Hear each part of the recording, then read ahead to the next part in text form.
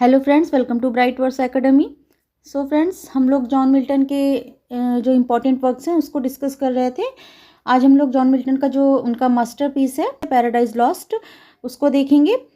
And इसके पहले भी हमने एक उनके वर्क से रिलेटेड एक वीडियो अपलोड किया है, तो उसका भी लिंक हम आपको दे देंगे, तो आप उसको भी जरूर देखिए, जिस वो भी आपके लिए हेल्पफुल रहेगा। आज हम लोग पैराडाइज लॉस्ट जो इनका मास्टरपीस कहा जाता है उसको हम लोग डिस्कस करेंगे।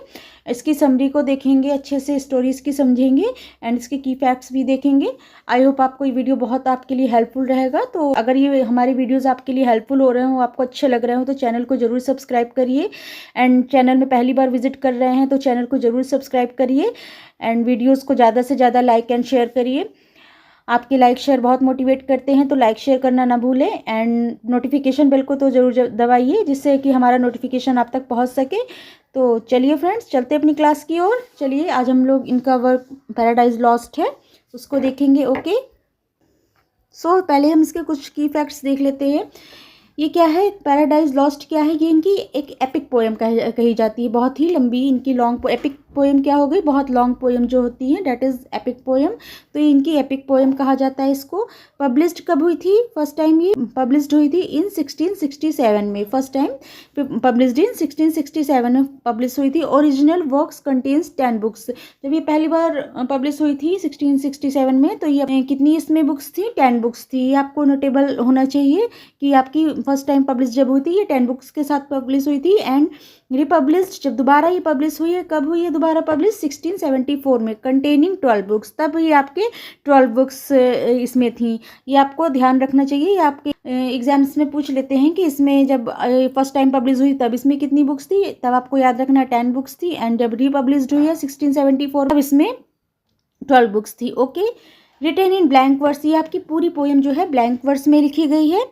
ब्लैंक वर्स आप जानते हैं, जिसमें आपका मीटर तो होता है बट राइमिंग स्कीम नहीं होती है। तो ये आपकी पूरी पोएम आपकी ब्लैंक वर्स में लिखी गई है। थीम इसकी क्या है? Theme man's first disobedience. Man's first disobedience is the theme of the Paradise Lost. और इसमें जो इन्होंने 12 बुक्स में इनकी शॉर्टेस्ट बुक कौन सी है? Paradise lost. Shortest book of paradise lost was book 7। ये आपकी सबसे छोटी शॉर्टेस्ट बुक हो गई पैराडाइज लॉस्ट की। कौन? Book number 7, book 7। ओके, जिसमें आपकी 640 लाइन्स हैं। एंड द लॉन्गेस्ट बुक कौन सी है? बुक 9th, जो 9वीं बुक है वो आपकी हो गई आपकी लॉन्गेस्ट बुक। उसमें आपकी 1189 करके लाइन्स हैं। ओके, तो ये आपकी शॉर्टेस्ट एंड लॉन्गेस्ट बुक हो गई। Milton's road paradise lost at the last phase of his life. जो मिल्टन के फेज थे, उन्होंने अपने लास्ट फेज में इस वर्क को, अपने मास्टरपीस को लिखा है, पैराडाइज लॉस्ट को। अपनी ये क्वेश्चन भी एग्जाम से बनता है कि मिल्टन ने पैराडाइज लॉस्ट अपने किस फेज में लिखी है लाइफ के, तो that is last phase of his life. Okay, Milton ने पैराडाइज लास्ट फेज में अपनी लाइफ के लिखा है। ओके, आई होप ये आपको की पॉइंट्स क्लियर हुए होंगे। चलिए, इनके हमारे पैराडाइज लॉस्ट के मेन पहले कैरेक्टर्स हैं उनको समझ लेते हैं, जिससे हमें उसकी पूरी समरी स्टोरी समझने में काफ़ी हेल्प रहेगी। तो पहले चलिए इनके हम कैरेक्टर्स को देख लेते हैं। ओके, तो हमारा फर्स्ट कैरेक्टर क्या है? सैटर्न। सैटर्न जो है ये हमारा कौन है? सैटर्न का ही नाम ल्यूसीफर है। ल्यूसीफर ये जो आर्क एंगल्स था, ल्यूसीफर नाम से एक सैटर्न जो है जब वो स्वर्ग में रहता था तो ल्यूसीफर नाम से एक आर्क एंजल्स था। स्वर्ग में 2 तरह के जैसे एंजल्स हो गए, एक तो नॉर्मल एंजल्स हो गए और कुछ आर्क एंजल्स हो गए जिनके पास बहुत ज़्यादा शक्तियाँ होती हैं, जो काफ़ी शक्तिशाली होते हैं। तो ल्यूसीफर उन्हीं में से एक था, काफ़ी शक्तिशाली आर्क एंजल्स था। तो उसको इस चीज़ का बहुत प्राउड हो गया, घमंड हो गया। वो सोचता था कि गॉड, वो भी गॉड की तरह हो सकता है, बन सकता है। हुआ कि मैं गॉड से रेबल करता हूँ, तो अगर मुझे हेवन में नहीं हुआ तो मैं हेल का तो मैं राजा बन ही सकता हूँ। हेल तो मेरा राज्य में हो ही जाएगा। तो उसने क्या किया? गॉड से रेबल कर लिया अपने अहंकार और घमंड में कि मैं भी गॉड के जैसे हो सकता हूँ, मैं भी पूरे साम्राज्य का मतलब कि एक मालिक हो सकता हूँ। तो ऐसा करके ल्यूसीफर और गॉड्स की जो सेना होती है, आर्कएंजल्स वगैरह, ल्यूसीफर ने क्या किया, कई आर्कएंजल्स को, अपने देवदूतों को अपनी तरफ मिला लिया। देव सेना और ल्यूसीफर की सेना में दोनों में इन्वेड होता है, जिसमें कि ल्यूसीफर की सेना को बहुत बुरी तरह से देव सेना है इनको हरा देती हैं, जिसको हेल में जाके डाल देती हैं, हेल में भेज देती हैं। ये लाइन जो है, better to reign in hell than serve in heaven, ये लाइन जो है सैटर्न कहता है कि हेल में रेन करना ज़्यादा अच्छा है बजाय कि हेवन में सर्व करने के। तो जो सैटर्न कहता है कि हेल में जो रेन करना, राज करना ज़्यादा अच्छा है, जो हम लोग हेवन में जो सर्व करते हैं उससे अच्छा हम हेल में राज करें जाके। तो ऐसा ये लाइन, ये इसकी लाइन है, इंपॉर्टेंट लाइन है, ये ध्यान रखना होगा। तो ये इसकी कहानी है। इसके पहले ये ल्यूसीफर एक आर्कएंजल्स रहता है, ल्यूसीफर नाम से पहले इसका रहता है, एंड देन इसके बाद जब वो हेल में आ जाता है तो उसका नाम सैटर्न हो जाता है। ओके, ये सैटर्न बन जाता है। ओके, आई होप आपको ये सैटर्न की पूरी ये स्टोरी समझ में आई हुई होगी। चलिए हम लोग नेक्स्ट कैरेक्टर पे आते हैं। गॉड द फादर, जो हमारे गॉड हैं, फादर जो हमारे पिता हैं, परम पिता परमात्मा है, स्वर्ग नरक दुनिया का निर्माता, स्वर्ग नरक जिन्होंने बनाया है, दुनिया के पूरी दुनिया का जिन्होंने निर्माण किया है, God the father. The son of God, जो भगवान के बेटे हो गए, उनका बेटा ईसा मसीह के रूप में। जब पूरी दुनिया पाप से भर जाएगी, क्राइम से भर जाएगी, तो ईसा मसीह के रूप में जो उनका बेटा जन्म लेगा, एंड जो लोगों के पाप होते हैं वो अपने सर में ले लेंगे। तो ऐसा कुछ होगा। और ये भगवान के बेटे हो गए, the son of God. Adam, Adam कौन है? पहला नर इंसान, जो पहला धरती पर मानव है वो हमारे एडम है। Adam is the first man in the earth. Okay, तो एडम जो है वो फर्स्ट मैन है अब हर अर्थ में। एंड ईव कौन है? ईव जो है दूसरी इंसान है, एंड पहली मादा है। पहली जो है वो फीमेल कैरेक्टर जो पृथ्वी पर है वो ईव है, एंड दूसरी इंसान है। पहला इंसान तो हो गया आपका एडम, एंड सेकंड इंसान होगी आपकी ईव, और फर्स्ट फीमेल है। और ये ईव का कैसे भगवान ने कैसे उसको बनाया ईव को? एडम जो है, एडम को गार्डन ऑफ ईडन में भगवान ने भेजा उसकी रखवाली की सब कुछ करने के लिए। तो वो वहाँ पे काफ़ी अकेला रहता था, तो भगवान से उसने प्रे की, भगवान सबके साथ में कोई ना कोई, उनके साथ कोई कंपनी वाला है, तो मेरे लिए भी कोई कंपेनियन बना दीजिए। तो भगवान ने ईव का जो एडम की रिब है, रिब से ही, रिब क्या हो गई? पसली, एडम की पसली रिब से ही ईव को बनाया। ये आपकी फीमेल हो गई, एंड फर्स्ट जो है इंसान हो गई, सॉरी सेकंड इंसान हो गई, और फर्स्ट इंसान आपका एडम हो गया। तो इस तरह एडम और ईव को भगवान ने बनाया। ओके, बेल्जेबब, बेल्जेबब कौन है? Satan second in command. Beelzebub कौन है? सैटर्न सेकंड इन कमांड, जो सैटर्न का सेकंड जो कमांडर कह लो, सेनापति जो है, समझ लो, जो है सैटर्न के बाद जो है वो आपका बेल्जेबब आता है, जिसने ही सलाह दी थी कि अर्थ में जो भगवान ने क्रिएशन मैन की है उसको हम लोग करप्ट कर देते हैं। तो बेल्जेबब भी सैटर्न का सेकंड इन कमांड है। सिन, सिन कौन है? सिन शैतान की बेटी है, जो सैटर्न है उसकी बेटी कौन है? Sin. Okay, Sin is the daughter of Satan. Okay, और डेथ कौन है? नेक्स्ट है डेथ। डेथ कौन है? Satan son by his daughter. जो डेथ है सैटर्न और सिन से बेटा हुआ जिसका नाम है डेथ। सैटर्न एंड सिन के रिलेशनशिप से उनके एक बेटा हुआ जिसका नाम है death. Okay, Satan son by his daughter. Okay, Gabriel, Gabriel कौन है? गैब्रियल आर्कएंजल है ऑफ हेवन।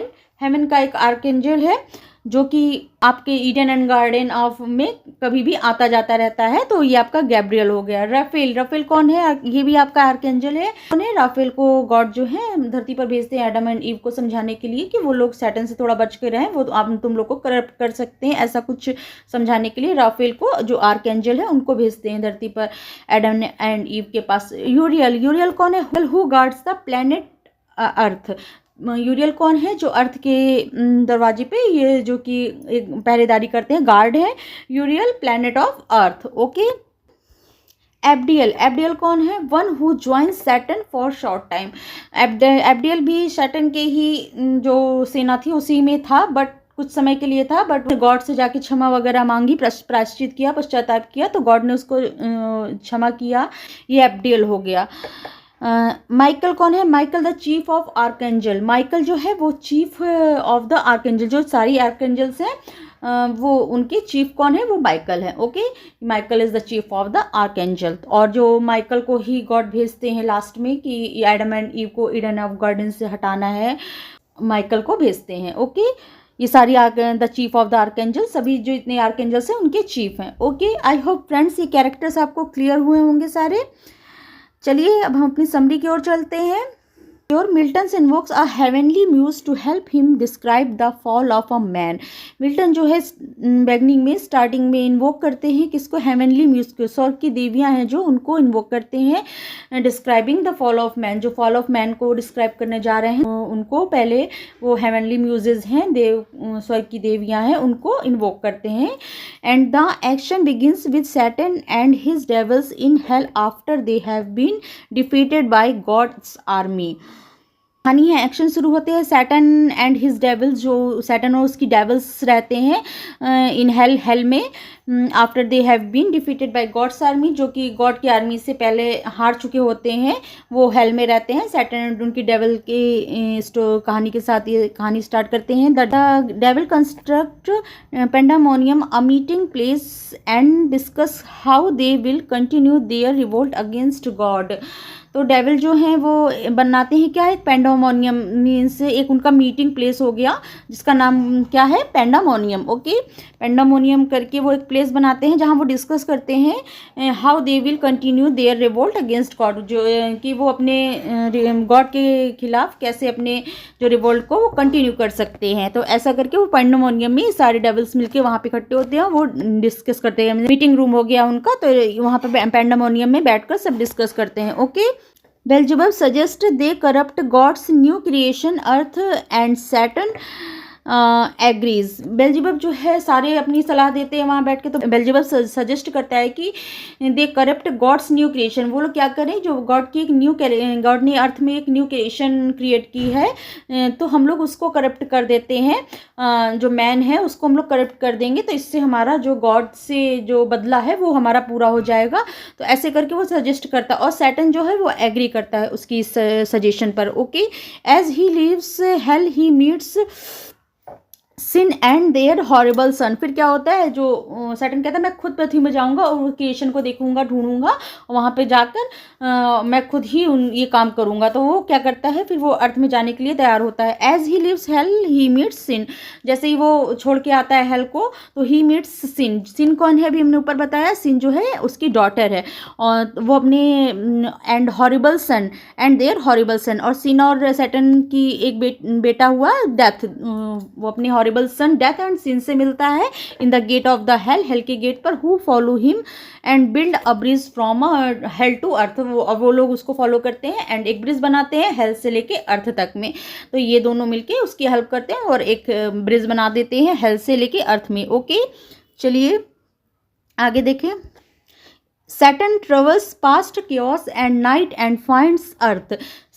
फिर सैटर्न क्या करता है, ट्रेवल्स करता है, ढूंढता है चारों तरफ जाके, और chaos स्पेस से लेकर पूरा रात, वो पूरे टाइम तक, काफ़ी समय तक वो ढूंढता रहता है, फिर वो आखिरकार अर्थ को फाइंड कर लेता है। Satan disguises himself ends up cherub in order to get by the angel Uriel who is guarding Earth. Satan क्या है, अपने आप को डिस्गाइज कर लेता है करूब के रूप में वो अपने आप को डिस्गाइज कर लेता है, एंड फिर वो यूरियल रहता है, गार्ड रहता है अर्थ का, वो यूरियल उससे प्रभावित होता है। Uriel is impressed that an angel would come all the way from heaven of witness God creation and points the garden of Eden out to Saturn.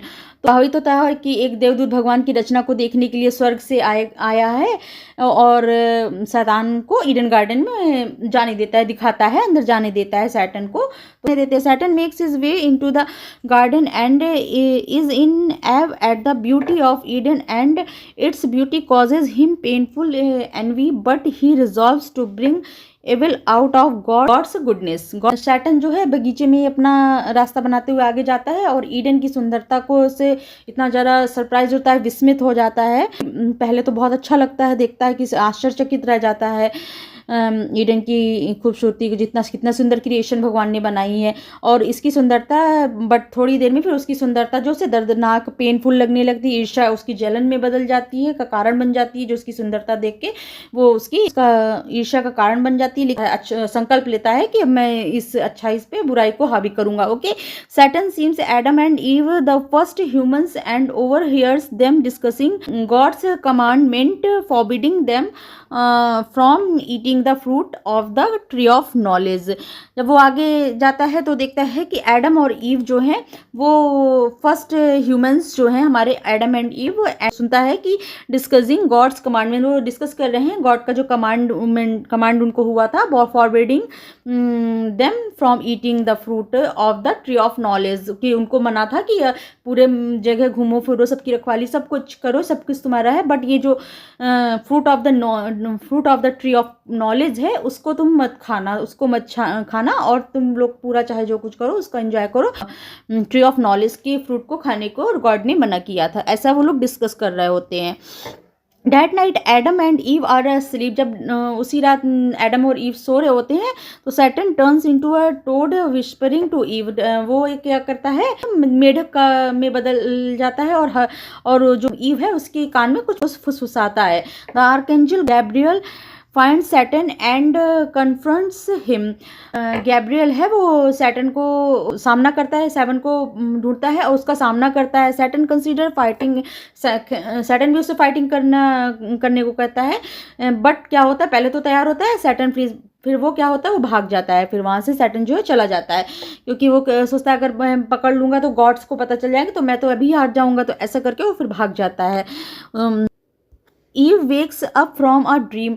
Ewe जो है उसने एक जो सपना देखा था उससे जगती है जो ईव है, फिर अपने जो डिसोबीडियंस का सपने से वो जाग जाती है। God sends the angel Raphael to warn Adam and Eve about Saturn. फिर गॉड क्या करते हैं, वो अपने जो एंजल है राफेल को भेजते हैं एडम एंड ईव के पास सैटर्न के विषय में बताने के लिए। तो क्या है, राफेल फिर आते हैं एडम एंड ईव के पास ऑफ गार्डन में। तो Raphael eats with Adam and Eve and then describe Satan's war in heaven. पहले तो राफेल एडम और ईव के साथ भोजन वगैरह करते हैं, खाते पीते हैं, and Saturn's war in haven. फिर क्या है, जो हेवन में जो सैटर्न से वॉर हुआ सब कहानी उसको बताते हैं। वो बताता है हेवन में Satan was jealous of God's sons and convince third of the angels to rebel with him. Only one angel are Abdiel left his cause and returned to God. जो फिर कहानी पूरी बताता है कि गॉड्स के कैसे जेलसी करता था गॉड से और उसने कैसे आक्रमण किया, सारी कहानी सैटर्न के विषय में बताता है। तो सारी जो गॉड ने फिर जो डेविल को हरा दिया और सबको हेल में भेज दिया। तो ऐसी ही पूरी कहानी बताता है, और उसमें से जो डेविल्स हैं उनको हेल में भेज दिया। जो एब्डियल है, एब्डियल जो है अपनी अपने इस काम पर पश्चाताप करता है, तो गॉड से वो क्षमा याचना करता है, तो गॉड उसको क्षमा कर देते हैं। And his cause and return to God, वो गॉड के पास आ जाता है। तो ये एब्डियल जो है ये आपका पश्चाताप के शक्ति को दर्शाता है। तो एब्डियल कैरेक्टर जो है, ओके। तो राफेल क्या है, इस तरह कहानी पूरी बताता है कि इसको एडम एंड ईव को सैटर्न से बच कर रहना है यहाँ पर, क्योंकि वो करप्ट कर सकता है। Raphael tells the story of the creation. फिर आगे जो राफेल है जो स्टोरी, पूरी क्रिएशन की स्टोरी बताते हैं। द सन क्रिएटेड लाइट, जो सन है वो लाइट जैसे आती है। द स्टार्स एंड प्लैनेट्स के विषय में बताते हैं। And then animal and humans, सारी जो क्रिएशंस गॉड्स की हैं सबके विषय में जो राफेल हैं वो बताते हैं। Adam asks Raphael more about the cosmos, but Raphael warns him about seeking too much knowledge। फिर जो एडम है वो उससे राफेल से जो है और भी ज़्यादा कॉस्मस के विषय में पूछते हैं। तो राफेल कहते हैं तुम्हें बस इतनी जानकारी होनी चाहिए, इससे ज़्यादा तुम्हें नहीं जानना चाहिए। तो ऐसा करके कहते हैं तुम्हें जितना है तुम बस ये ध्यान दो कि तुम्हें सैटर्न से बच कर रहना है। Adam tells Raphael his first memories and admits his physical attraction to Eve and then Raphael returns to heaven. फिर जो एडम है वो अपनी जो मेमोरीज हैं वो एडमिट करता है, बताता है। फिजिकल अट्रैक्शन जो उसको ईव के प्रति हो है वो अपना राफेल से बताता है। And then Raphael returns to home, Raphael से ये सब बात बताता है कि उसको जो फिजिकल अट्रैक्शन ईव की तरफ है तो वो बताता है राफेल से। एंड तब ये सब बातें हो जाती हैं तब राफेल रिटर्न्स टू हेवन, तब राफेल जो है रिटर्न हो जाते हैं हेवन को। ओके, चलिए आगे देखिए। After 7 days Saturn returns to Eden and possesses a serpent. फिर 7 दिनों बाद क्या होता है, तो सैटर्न जो है फिर गार्डन ऑफ ईडन में आता है। एक क्या करता है, एक सर्पेंट का जो शरीर रहता है उसमें घुस जाता है। Meanwhile Eve suggested that she and Adam work separately. वो क्या, सैटर्न जो है 7 days बाद आता है और एक सर्पेंट का जो शरीर रहता है उसमें चला जाता है, उसमें प्रवेश कर जाता है। एंड फिर क्या करते हैं, ईव और एडम जो है सजेस्ट कर रहे होते हैं कि हम लोग अलग अलग काम करते हैं, अलग अलग काम को निपटा लेते हैं। जो भी ईडन की रखवाली करते थे वो लोग सब करते थे, उसकी केयर करते थे। तो कहते हैं हम लोग अलग अलग काम करते हैं, फिर दोनों लोग फ्री हो जाते हैं। एडम रेसिस पहले तो मना करता है Adam this idea, but relents, फिर बाद में मान जाता है। Satan finds Eve and flatters her. तब सैटर्न क्या है, ईव को ढूंढ लेता है एंड उसके साथ बातचीत करने लगता है। She ask how he learn to speak and Saturn says he ate the fruit of the tree of knowledge. तब सैटर्न जो है ईव से बातचीत करने लगता है। ईव कहती है अरे तुम तो एक सांप हो और तुम कैसे बोल सकते हो। तब सैटर्न कहता है कि he ate the fruit of the tree of knowledge. उसने जो ट्री ऑफ नॉलेज है उसका फ्रूट जो है खा लिया है, तो उससे वो बहुत शक्तिशाली हो गया है। तो मैं अब जो भी चाहूँ वो वैसा कर सकता हूँ। तो he suggest that Eve should eat the fruit to prove her courage and to become goddess and Eve hesitate. तो क्या कहता है कि ये तुमको भी खा लेना चाहिए कि तुम सबसे दुनिया में सबसे ज़्यादा सुंदर, सबसे अच्छी करेज वाली गॉडेस की तरह तुम भी बन जाओगी, तुम भी बिकम हो जाओगी, तुम भी चाहे जो चाहे कर सकती, तुमको भी ये फ्रूट खा लेना चाहिए। ऐसे करके उसको बहलाता फुसलाता है कि तुम्हें भी ये खा लेना चाहिए, तुम भी शक्तिशाली हो जाओगी, खूबसूरत हो जाओगी। एंड देन ईव हेजिटेट, पहले तो वो हेजिटेट करती है, बट देन ईट्स, बट उसके बहलाने फुसलाने, उसके सब बात करने के कि तुमको भी ये खा लेना चाहिए, तुम भी सबसे ज़्यादा गॉडेस की तरह शक्तिशाली बन जाओगी, खूबसूरत हो जाएगी, ऐसे करके बात करता है। तो फिर वो भी खा लेती, पहले तो हेजिटेट करती है फिर वो खा लेती है। Offers some to Adam who realize Eve has fallen but he eats the fruit so they won't be separated. अब क्या होता है, इधर जब वो एडम के पास जाती है तो एडम से बताती है कि मैंने तो वो फल खा लिया है। तो एडम क्या कहता है, अरे तुमने खा लिया। अब वो, बट वो क्या कहता है, वो ईव से सेपरेट नहीं होना चाहता था कि अब तो गॉड तुमको यहाँ से निकाल देंगे। तो क्या करता है, वो एडम भी खा लेता है वो उस फल को, फिर एडम भी खा लेता है। तो इस तरह दोनों लोग उस फल को खा लेते हैं। The two experience lust for the first time and have sex. तब उन लोग को पहले टाइम वो लोग लस्ट का एक्सपीरियंस करते हैं और फर्स्ट टाइम वो लोग सेक्स करते हैं, फिजिकली क्लोज होते हैं। Okay, God sends the son to punish the couple. फिर क्या करते हैं, गॉड को भी गुस्सा आता है कि अरे इन लोगों ने फल खा लिया है। तो वो क्या करते हैं, उन कपल को, उन दोनों को पनिश करने के लिए अपने बेटे को भेजते हैं। The son punishes the serpent to slither on the ground. सबसे पहले तो जब गॉड ऑफ सन आते हैं तो वो सबसे पहले सर्पेंट को पनिश करते हैं कि वो ग्राउंड में, जमीन में कभी भी सीधे नहीं चलेंगे। सांप जो है हमेशा टेढ़ा बकड़ा चलता है, अपने पेट के बल में चलेंगे, सब कभी सीधे नहीं हो पाएंगे, सीधे नहीं रहेंगे, हमेशा पेट के बल रहेंगे, कभी खड़े नहीं हो पाएंगे। तो वो जो है पनिश करते हैं किसको, सबसे पहले सरपेंट को। फिर Eve to have pain in child birth and submit to her husband and Adam to labour for his food. और ईव को पनिश देते हैं कि वो जब उसको क्या करना है, वो पेन झेलना पड़ेगा जब चाइल्ड बर्थ होता है, जो पेन होता है लेडीज़ को, वो ईव को सहना होगा। एंड हर हस्बैंड और उसके हस्बैंड को भी जो एडम है, फॉर हिज फूड, और उसको फूड के लिए मेहनत करनी होगी, जीविका कमाने के लिए वो भी, उसको भी चारों तरफ से मेहनत करनी होगी और लेबर करना होगा। एडम को भी अपने भोजन के लिए, श्रम करने के लिए सजा दी, और जो गॉड ऑफ सन है उन्होंने इन लोगों की सजा दी। मीन भाई सैटर्न रिटर्न्स टू हेल। फिर जो सैटर्न है वो तो हेल को चला जाता है and sends sin and death to infect earth. और जो सिन और डेथ को है और पृथ्वी को संक्रमित करने के लिए पाप और मृत्यु को भेजता है। और Saturn returns to hell, Saturn hell को चला जाता है एंड सेंड्स, और जो सिन और डेथ जो उनके बच्चे थे उनको भेज देता है अर्थ पर इन्फेक्ट करने के लिए, प्रभावित करने को अर्थ के लिए। सिन और डेथ जो है वो पृथ्वी पर रह गए। तभी देखिए आज भी आपके सिन पूरी तरह से अपराध वगैरह होते रहते हैं, एंड डेथ जो है ये तो मॉर्टल है ही, डेथ तो है ही ये चीज़, तो ये हमें पृथ्वी पर ही रह गए। Satan and the devils are punished by being turned into serpents. Satan को जो उन्होंने सजा दी, सैटन और जो उसके डेविल्स थे वो लोग भी, उन लोग को सजा दी जाके कि तुम लोग सब लोग सरपेंट हो जाओ, तुमने सरपेंट का रूप धर के पूरी जो क्रिएशन उसको बर्बाद किया है। तो उन्होंने सजा दी कि सैटन और जो जितनी भी डेविल्स हैं उसके तो वो सब सरपेंट बन जाएंगे। तो उनको सरपेंट बना देते हैं, कभी भी अपने डेविल के या फिर उस रूप में नहीं आ पाते हैं, वो हमेशा के लिए सरपेंट बन जाते हैं। ऐसी सजा ये सैटन वगैरह को दे देते हैं। ओके।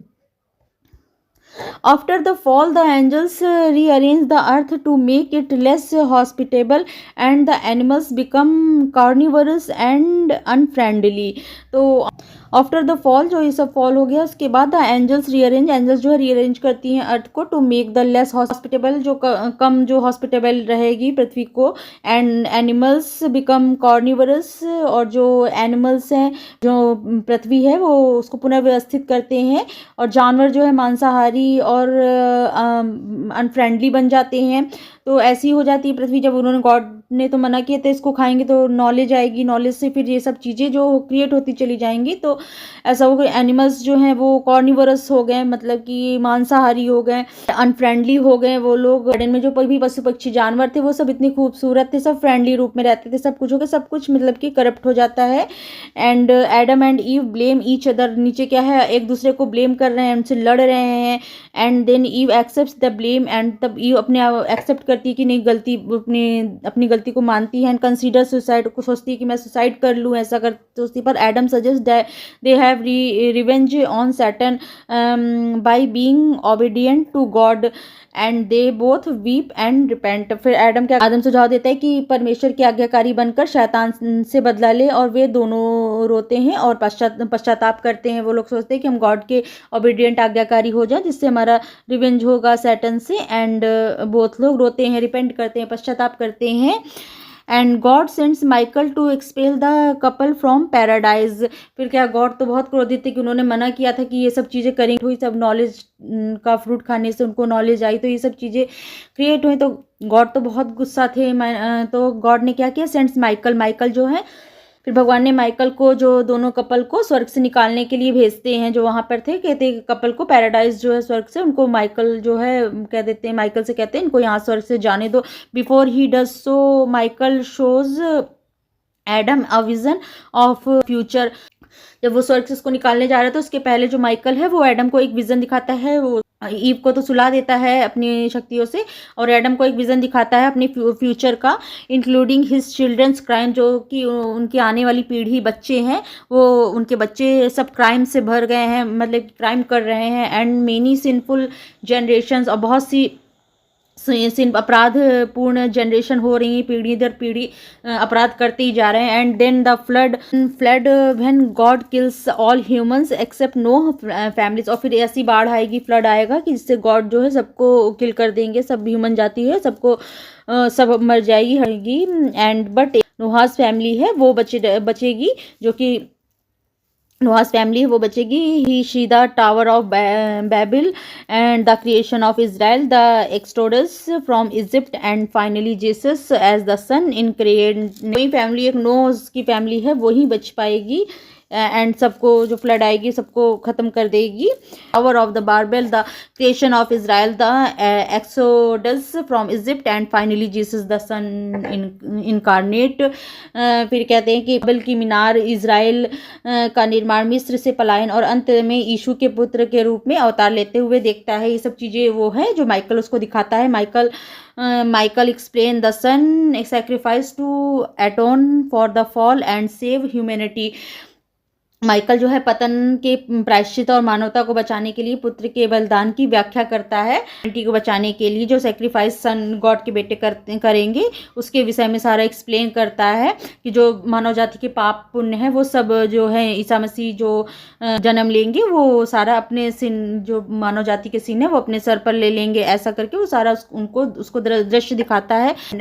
एडम इज कंफर्टेड, तब एडम को ऐसा करके सांत्वना मिलती है कि हाँ, जब मानव जाति का भला करने के लिए गॉड के सन आएंगे तो ऐसा उसको भी सांत्वना मिलती है। And then he and Eve tearfully leave Eden, तब वो लोग बहुत ही आंसू बहाते हुए ईडन से चले जाते हैं, कहाँ आ जाते हैं, धरती पर। ओके, तो ये कहानी थी हमारे एडम एंड ईव की। तो एडम एंड ईव हमारे first man and women are the earth. तो आई होप आपको ये क्लियर हुआ होगा, ये स्टोरी आई होप ये समझ में आई हुई होगी।